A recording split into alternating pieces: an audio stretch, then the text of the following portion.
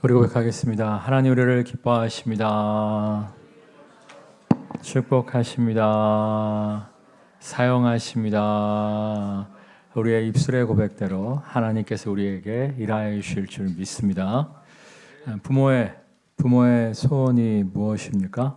자녀가 잘 되는 거예요. 정상적인 부모라면 모두가 자녀가 놀라운 복을 누리는 인생을 살기를 소망합니다. 하나님 아버지도 마찬가지예요. 성경에 보면 자녀가 떡을 달라는데 돌을 주며 생선을 달라는데 뱀을 줄 자가 있겠느냐. 악한 아비라도 구하는 자녀에게 좋은 것을 줄 줄 알거든. 하물며 하늘에 계신 너희 아버지께서 구하는 자에게 좋은 것을 주시지 않겠느냐 약속하고 계십니다. 정말 하나님 아버지께서 언제나 우리에게 좋은 것 주시기를 믿으십니까? 정말 하나님 아버지는 우리에게 언제나 좋은 것 주시기를 원하세요. 예수님도 말씀하시지 않았습니까? 너희가 하나님 아버지를 아버지라 부르지 말고 뭐라고 부르라고 말씀하세요?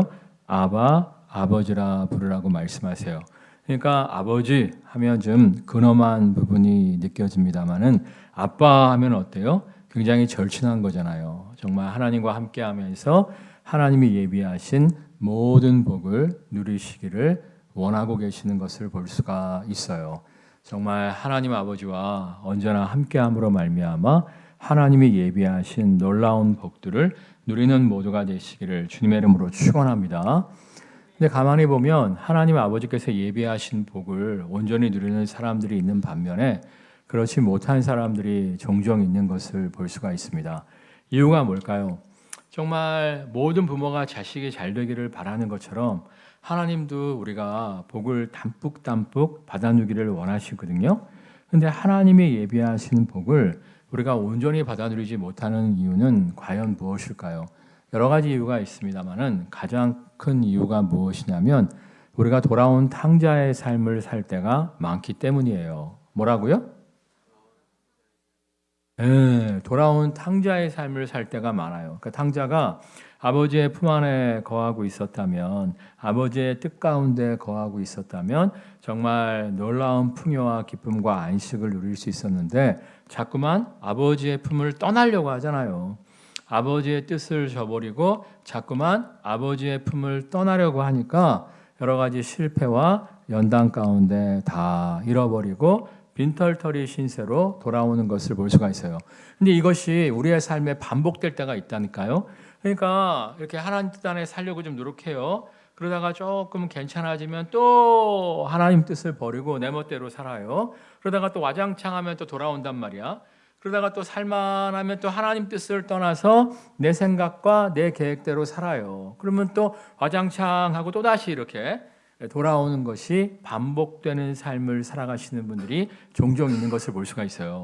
그러니까 예수님도 말씀하시잖아요. 따라하겠습니다. 나는 포도나무요 너희는 가지니 너희가 나를 떠나서는 어떠한 열매도 맺을 수 없다.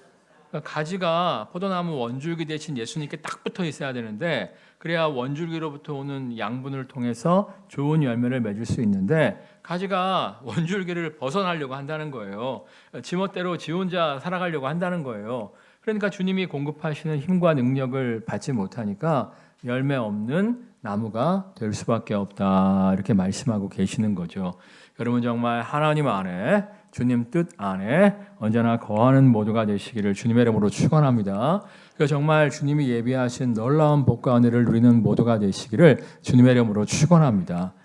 사실상 우리가 이제 주님의 뜻을 저버리고 내 멋대로 내 뜻대로 살게 되면 잘 돼봤자 내 생각의 한계를 넘지 못해요. 그러니까 우리가 내 생각과 내 계획과 내 고집대로 살면 안 망하고 잘 된다 할지라도 내 생각의 한계를 넘지 못한다는 거예요. 이게 무슨 뜻이냐면 요셉이 자기가 애굽의 국무총리가 되는 것을 꿈꾸었을까요? 그렇지 않아요. 요셉이 재벌 3세였지만 그래봤자 가나안이라고 하는 촌동네의 재벌 3세에 불과했어요.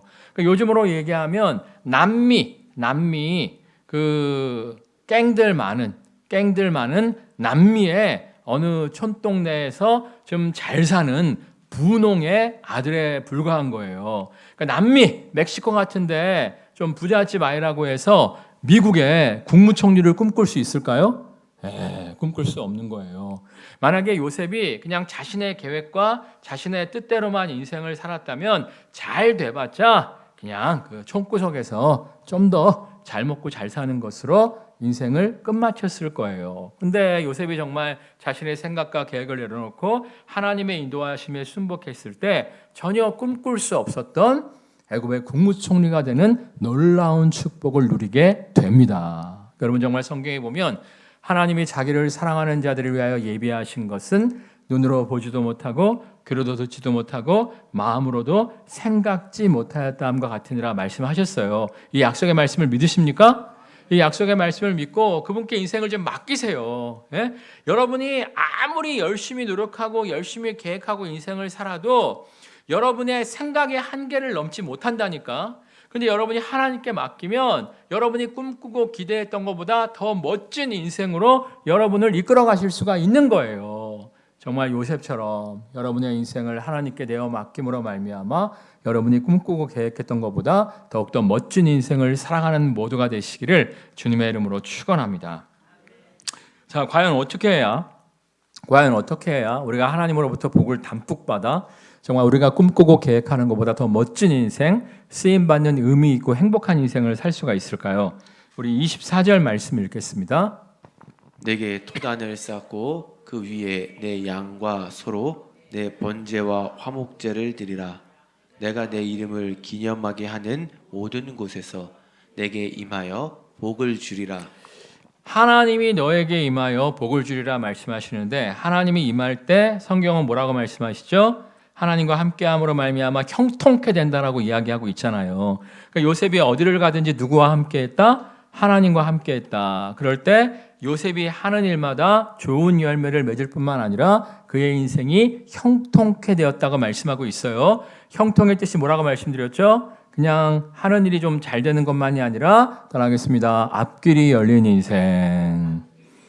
그러니까 앞길이 열린 인생이었어요. 그러니까 요셉이 노예로 팔려가서 인생 꼬였다 생각했지만 노예 생활 중에서도 많은 것을 배우고 노예 생활 중에서도 좋은 열매를 맺음으로 말미암아 인정받아서 보디발의 모든 재산을 관리하는 총책임자가 될 수가 있었죠. 그러다가 이제 하나님 뜻대로 순종함으로 말미암아 꼬여서 감옥에 갇히게 되었는데 감옥 안에서 오히려 정치범들을 만나면서 정치에 대해서 국정 경영에 대해서 여러 가지 것들을 배우게 되었죠. 그리고 하나님께서 그의 문을 여심으로 말미암아 애굽의 국무총리가 될 수가 있었잖아요. 그러니까 여러분이 한번 여러분의 인생을 한번 생각해 보세요.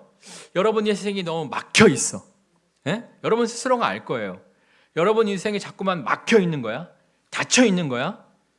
그러면 하나님 과연 나와 함께 하시는 겁니까? 한번 좀 생각을 해보실 필요가 있어요. 그러니까 이제 하나님과 함께하는 인생은 지금 힘들고 어려워도 결과적으로는 앞길이 열려야 되거든요. 근데 앞길은 안 열리고 계속 닫히고 있는 거야. 그럴 땐 물어보셔야 돼요. 내가 지금 하나님 뜻대로 걸어가고 있는 겁니까? 하나님의 인도하심에 순종하고 있는 겁니까? 아니면 하나님의 다른 계획이 있습니까? 하나님의 인도하심을 좀 구하셔야 돼요. 그러니까 사도 바울 같은 경우에도 아시아 지역, 특별히 에베소에 가서 복음을 전파하기를 원했는데 하나님이 막으셨다고 나와 있죠. 하나님의 계획이 아니었으니까. 하나님의 계획은 뭐예요? 마게도니아, 유럽이었잖아요. 그래서 자신의 계획을 내려놓고 하나님의 인도하심에 순종할 때 유럽 전도의 문이 열리는 것을 볼 수가 있잖아요. 그러니까 여러분들이 자꾸 길이 이상하게 막혀. 예? 물론 이제 요셉이 노예 생활의 고통을 겪었죠. 감옥 생활의 고통을 겪었죠. 지금 그 장소에서 무언가를 훈련받고 연단받기를 원하실 때도 있지만 이제는 그 다음 스텝으로 인도하셔야 되는데 그 다음 길이 좀 열려야 되는데 계속 길이 막히고 정말 사방에 우겨쌈을 당한 것 같고 너무 답답해. 열매도 없고. 그러면 이제 하나님께 좀 물어보셔야 돼요. 여러분의 고집대로 인생을 살아가는 것이 아니라 여러분 정말 하나님의 임재를 사모하고 하나님과 함께 그분의 인도하심에 순복하는 삶을 삶으로 말미암아 형통한 인생, 앞길이 열리는 인생 되시기를 주님의 이름으로 축원합니다. 근데 어떻게 해야 하나님이 임재하시냐, 하나님이 함께 하시며 우리의 삶을 인도하시냐, 그 비결이 24절에 기록되어 있는데 24절 다시 읽겠습니다. 내게 토단을 쌓고 그 위에 내 양과 소로 내 번제와 화목제를 드리라. 내가 내 이름을 기념하게 하는 모든 곳에서 내게 임하여 복을 주리라. 어디에서 복을 주시냐면 내가 내 이름을 기념하게 하는 모든 곳에서, 쉽게 얘기해서 하나님을 찬양하고 예배하는 곳에서 하나님이 임재하셔서 우리를 만나시고 복을 주신다는 거예요. 여러분 정말 하나님께 드리는 예배를 사모하는 모두가 되시기를 주님의 이름으로 축원합니다. 정말 몸 가는데 마음 간다고 하나님 앞에 나와서 하나님을 찬양하고 예배할 때 하나님의 영에, 하나님의 함께 하심의 임재를 누리게 될 줄 믿습니다. 근데 우리가 이제 하나님께 나와 예배드릴 때 그냥 예배드리는 것이 아니라 두 가지 제사가 필요함을 말씀하고 있어요. 24절 다시 읽겠습니다. 내게 토단을 쌓고 그 위에 내 양과 소로 내 번제와 화목제를 드리라. 양과 소로 번제와 화목제를 드리라 나와 있는데, 번제가 뭐냐면은 소와 양을 끌어다가 안수를 하는 거예요. 소와 양을 드리는 사람이, 제가 한 주간 동안 이러이러한 죄를 지었습니다. 이 죄 때문에 지옥 불구덩이에 던질 수밖에 없는 죄인인데 하나님과 함께하지 못하고 오히려 흑암의 권세에 사로잡혀 저주 가운데 살아갈 수밖에 없는 죄인인데 나의 죄를 이 짐승에 전가를 시킵니다. 기도를 해요. 그리고 이제 그 짐승의 목을 따서 피를 받아서 제단에 피를 뿌리고 그 짐승을 불태워서 홀라당 불태워서 하나님께 드립니다. 이게 이제 번제 또는 죄를 용서함 받는 제사라고 해서 속죄제라고 불러요. 그러니까 죄인인 허물 많은 우리가 하나님 앞으로 나아가 하나님의 임재와 축복을 받아 누릴 수가 없거든요. 그래서 용서함을 받아야만, 죄로부터 속죄함을 받아야만 하나님의 은혜를 받아 누릴 수 있기 때문에 짐승의 피를 통해서, 짐승의 살코기를 통해서 나를 대신하여 짐승이 죽어 피를 뿌리고 나를 대신하여 지옥불에 정말 활활 타는 고통을 그 짐승이 죽인 다음에 태우는 거예요. 산채로 태우는 건 아니고, 내가 지옥불에 던져서 태워짐을 당해야 되는데 나 대신 그 짐승이, 소나 양이 태우심을 받음으로 말미암아 내 죄가 용서함 받아서 하나님께로 나아갈 수가 있는 것이죠. 자, 그러면 지금도 우리가 예배 시간에 소와 양을 잡아야 될까요? 그건 아니에요. 히브리서에 보면 예수님께서 십자가 위에서 단번에 자신을 어린 양으로 드림으로 말미암아 모든 번제의 제사를 완성시키셨다고 말씀하고 있습니다. 이 약속의 말씀을 믿으십니까? 그래서 우리가 예배 시간에 소와 양을 끌고 올 필요가 없고 더 이상 피의 제사를 드릴 필요가 없고, 정말 예수님의 십자가 보혈의 피의 은혜를 의지하여 하나님 앞으로 나아갈 때 정말 십자가 보혈의 피가 우리를 정결케 하여 주심으로 말미암아, 깨끗게 하여 주심으로 말미암아 모든 죄가 용서함 받고 하나님의 은혜의 보좌 앞으로 나아갈 수가 있는 거예요. 이 사실을 믿으십니까?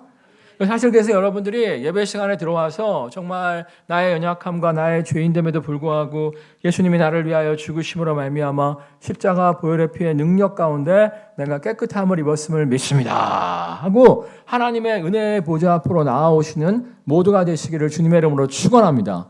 사실은 저는 새벽에 일어나자마자 이 기도를 해요. 눈 딱 뜨자마자 저의 부족함과 연약함에도 불구하고 제가 예수 그리스도를 믿음으로 말미암아 보혈의 피의 능력으로 말미암아 모든 죄를 씻김 받고 지금 이 순간 하나님의 은혜 아래에 있음을 믿습니다 고백하면서 하루를 시작해요. 그럴 때 정말 나의 부족함과 연약함에도 불구하고 나의 부족함과 연약함을 다 용서하여 주시고 하나님의 은혜 아래, 하나님의 임재 아래 거하게 하시는 하나님을 체험하게 됩니다.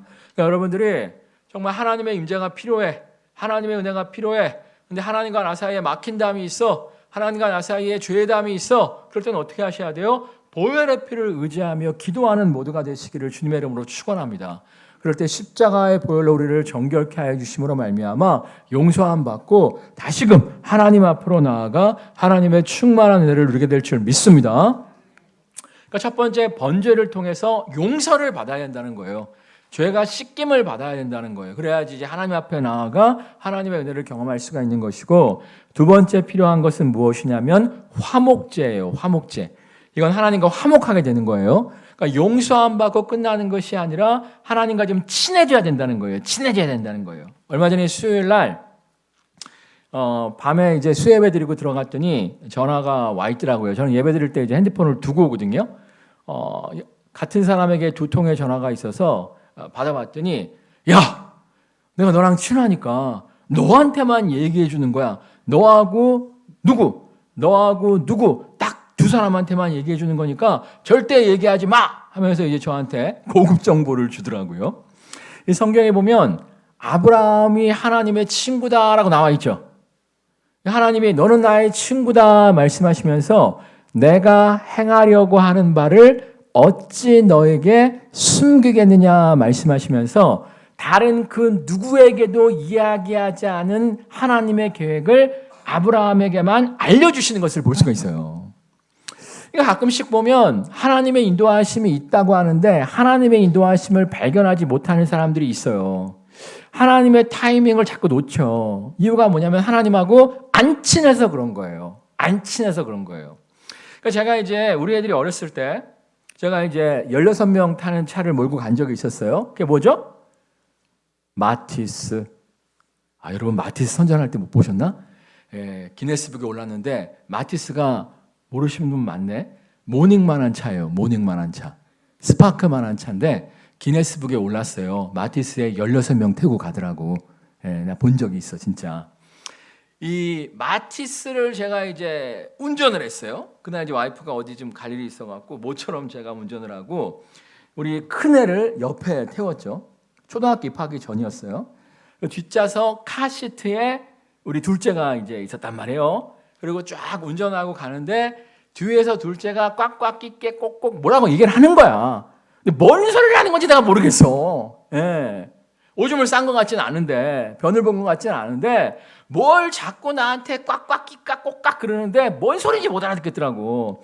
사실 제가 그 당시에 새벽 한 4시 20분에 집에서 나와갖고 10시, 11시에 들어갔기 때문에 애들하고 함께 할 시간이 거의 없었어요.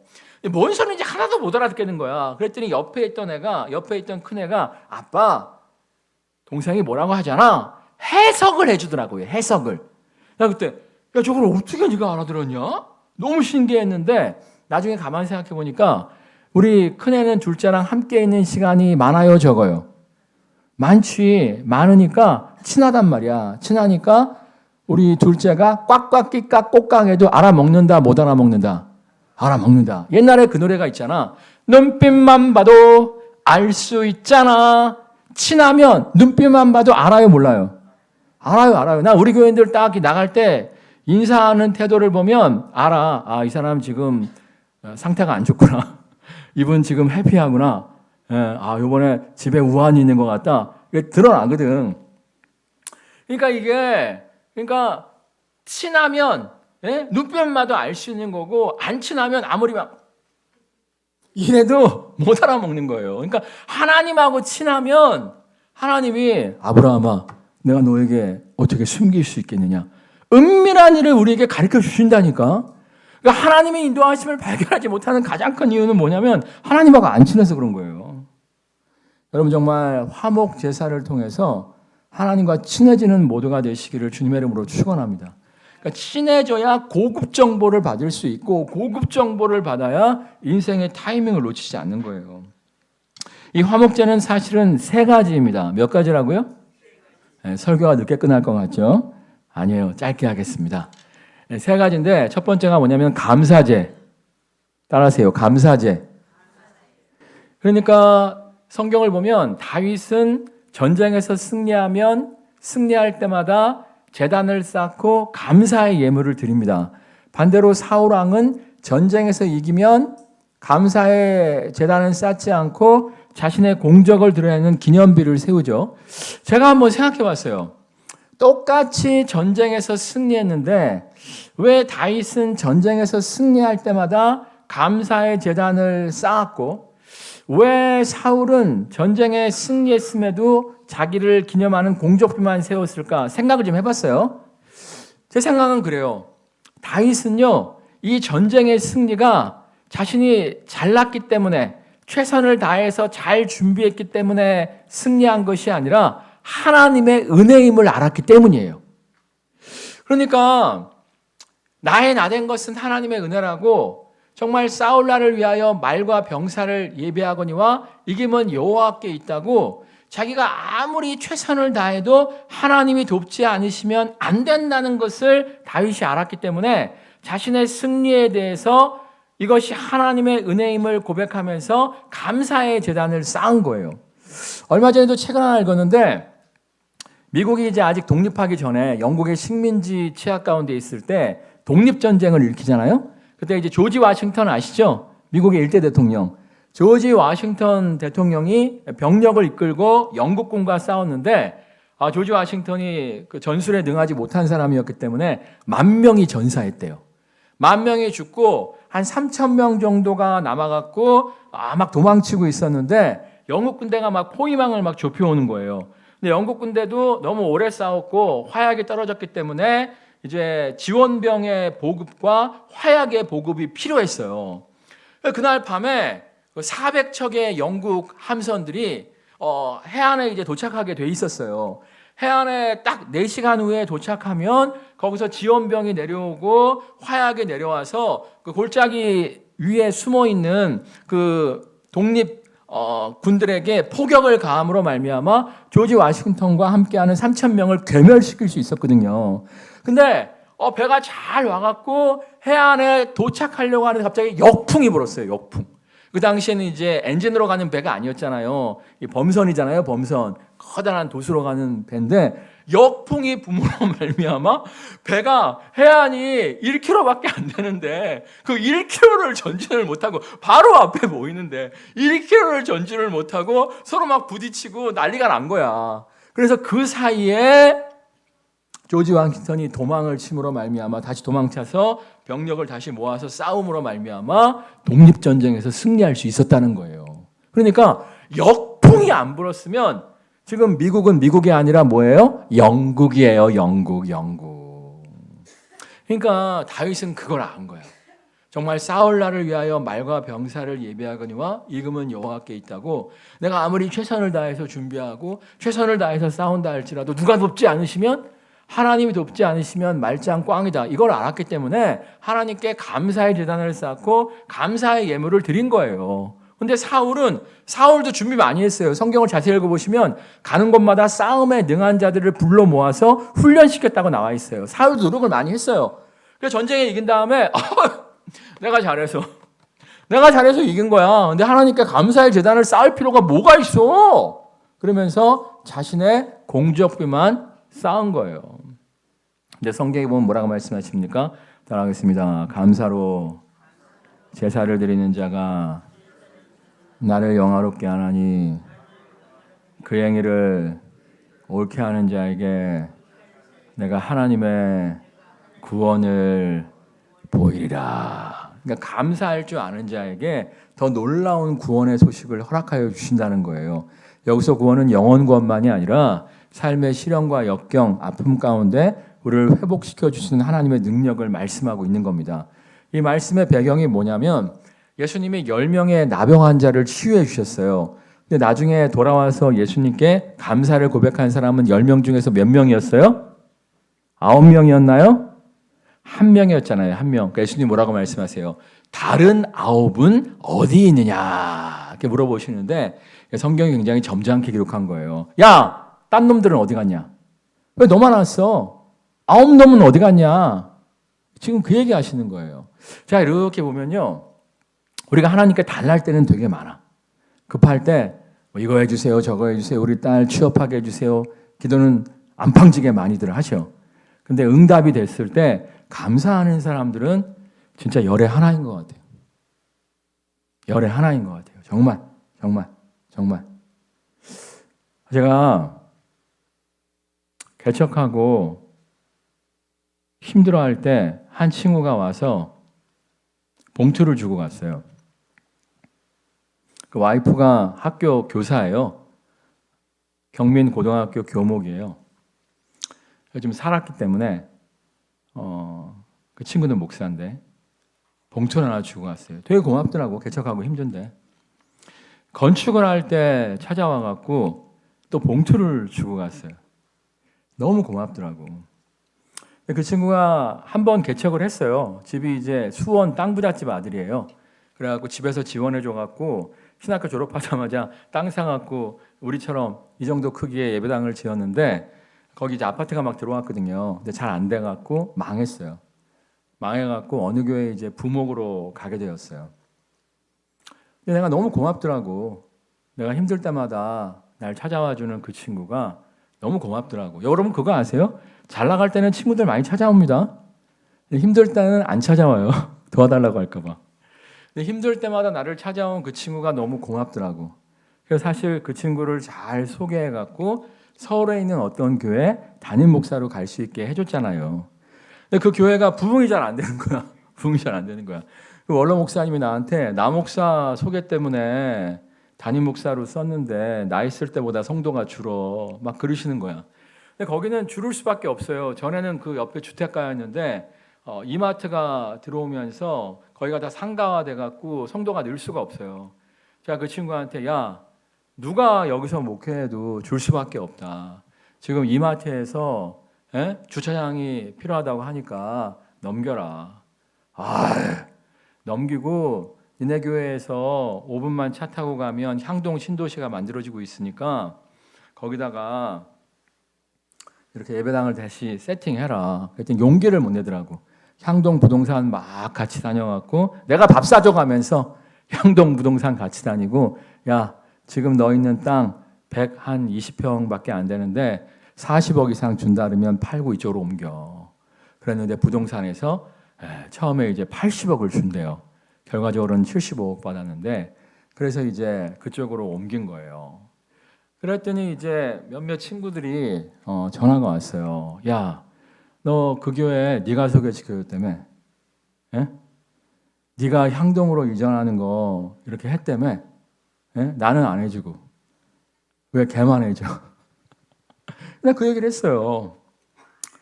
나 개척하고 피똥 싸고 있을 때 와서 도와줬고 나 건축하고 피똥 싸고 있을 때 와서 위로해줬다. 거기까지만 했어요. 거기까지만 했어요. 근데 재밌는 건 뭐냐면 어떤 목사님들이 그런 얘기를 했대요. 요즘 은혜를 아는 사람이 많지 않은데. 은혜를 아는 사람이 많지 않은데. 얼마 전에 아산에서 목회하는 친구가 있는데 좀 어려움이 있어요. 어려움이 있는데 제가 개인적으로 좀 도와줬어요. 교회적 차원에서 도와준 게 아니라 개인적 차원으로 도와줬어요. 그랬더니 걔가 너무 고마워갖고 나한테 그러더라고요.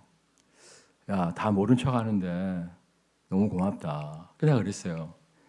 제가 학교 다닐 때 너무 힘들었거든요.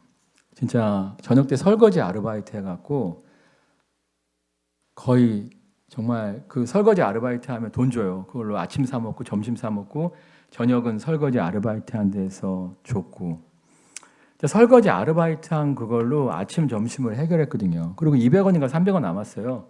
그러면 도서관 자판기 커피가 100원이었거든요. 뽑아갖고 누구 하나 주고 남아시고 막 이랬었는데 그 친구가 저한테 밥을 자주 사줬어요. 물론 비싼 건 안 사주고요. 칼국수, 떡볶이 자주 사줬어요. 내가 그 얘기를 했어요. 진짜 칼국수 진짜 저 먹기 힘들었어요. 그러니까 이제 주일날은 학교 식당에 안 하거든.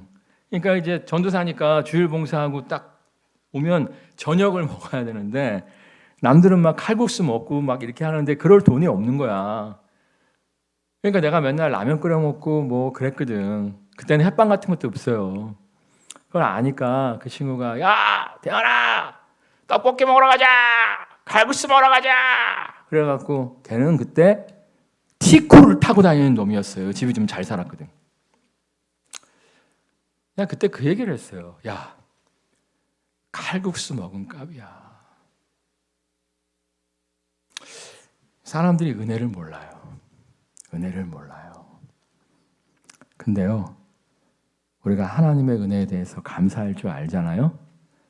하나님이 역사하십니다. 여러분 하나님의 은혜에 감사할 줄 아는 모두가 되시기를 주님의 이름으로 축원합니다. 두 번째는 뭐라고요? 감사제 말고 두 번째가 뭐라고요? 서원제. 서원제가 뭐냐면은 서원을 하는 거예요. 약속을 하는 거죠. 그러니까 야곱이 형 에서의 칼날을 피해서 야반 도주를 할 때 정말 그 광야에서 돌베개 베고 자잖아요. 근데 꿈을 꾸잖아요. 야곱의 사다리 아시죠? 사다리가 쫙 있는 꿈을 꾸잖아요. 일어나 갖고 그 베고 잤던 돌을 세우고 미니 제단, 조그만한 제단을 만들고 자신이 갖고 있던 전부 올리브유를 버요. 그 당시에 올리브유가 뭐라고 말씀드렸죠? 상비약이라고 말씀드렸죠. 소갈이 할 때 마시고 상처에 바르는 상비약. 굉장히 중요한 거예요. 광야를 여행할 때. 그거를 부어요.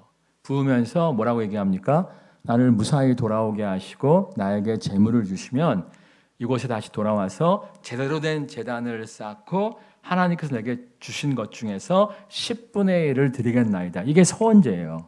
그 서원제를 하나님이 받으시고 야곱이 거부가 돼서 돌아오게 하신 것을 볼 수가 있죠.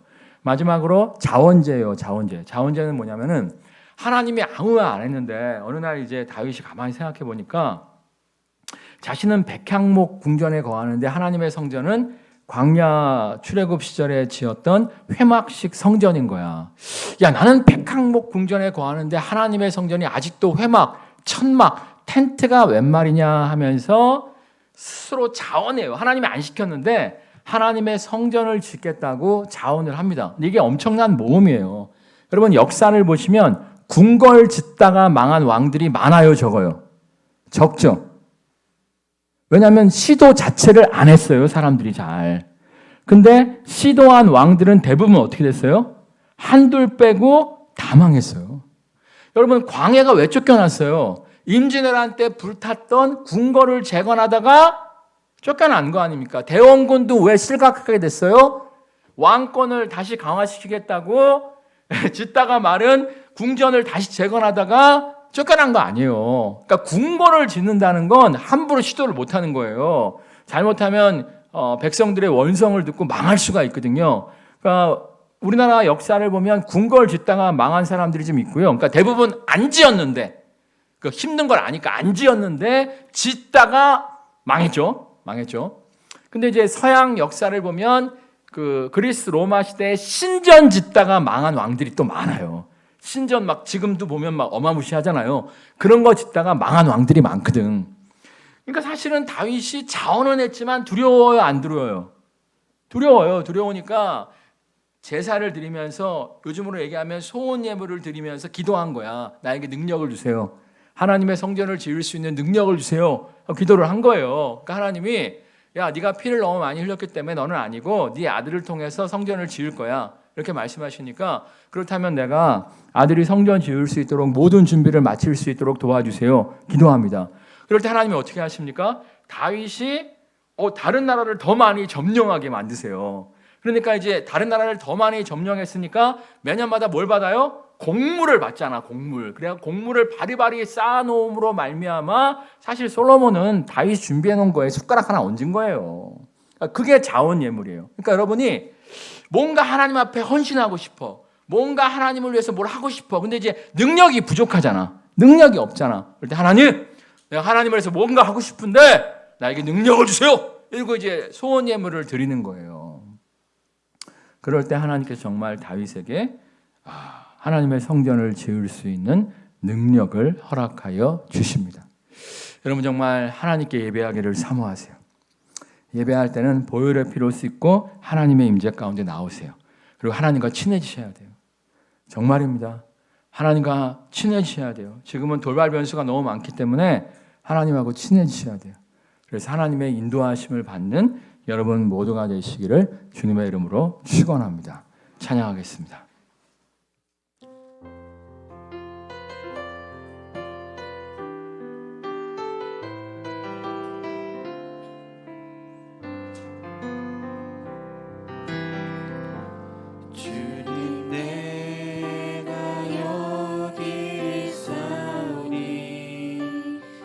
나를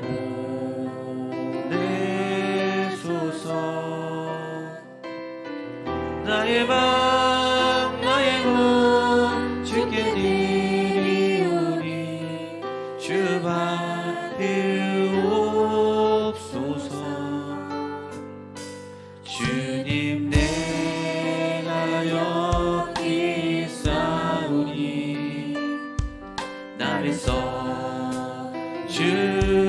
주소서.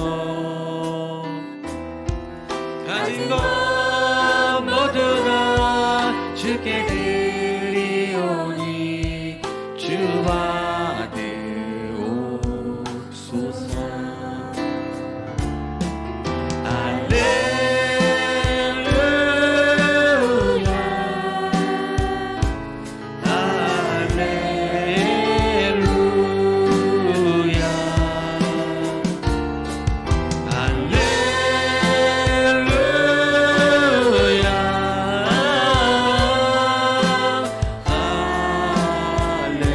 나를 받으옵소서.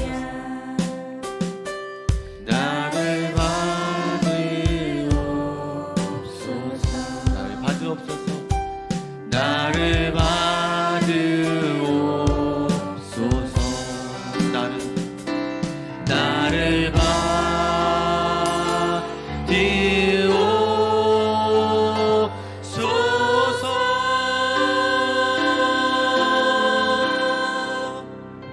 하나님의 복 주심을 사모하며 하나님을 예배하게 하옵소서.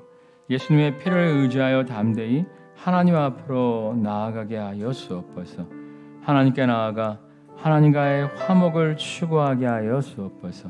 하나님과 친하게 지냄으로 말미암아 정말 인생의 위기 가운데 우리를 인도하시는 하나님의 음성을 바르게 분별함으로 승리케 하여 주옵소서. 합심해서 기도하겠습니다. 할렐루야. 사랑과 내가 충만하신 주님 역사하여 주옵소서. 사랑과 내가 충만하신 주님 이름 부어주시옵소서.